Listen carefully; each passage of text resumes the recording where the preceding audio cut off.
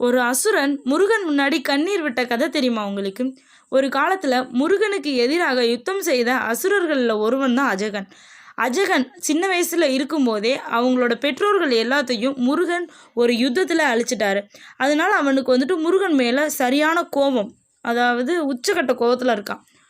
முருகா, என் வாழ்க்கையை அழிச்சிட்ட அப்படின்னு சொல்லிட்டு ரொம்ப கோவத்தில் இருந்துட்டு அப்போ வந்துட்டு பாதாளத்துக்கே போய் 10 வருடம் தியானம் செஞ்சான். எதுக்காகன்னு பார்த்தா முருகனை இவன் அழிக்கணும் அப்படிங்கிறதுக்காக.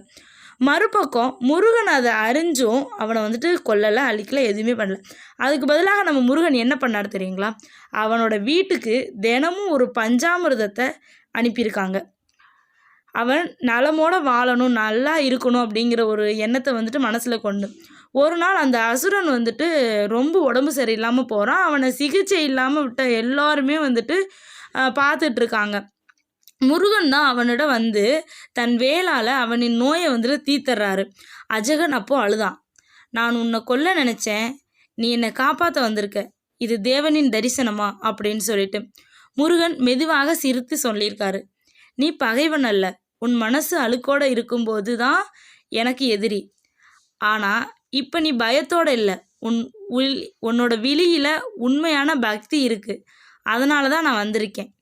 இதனோட ஒரு வரிகள் என்னன்னு சொல்லணும் அப்படின்னா, என்ன சொல்ல வர்றாங்க அப்படின்னா, முருகன் கிட்ட பக்தியோடு வர்றவன் தான் தோழன்.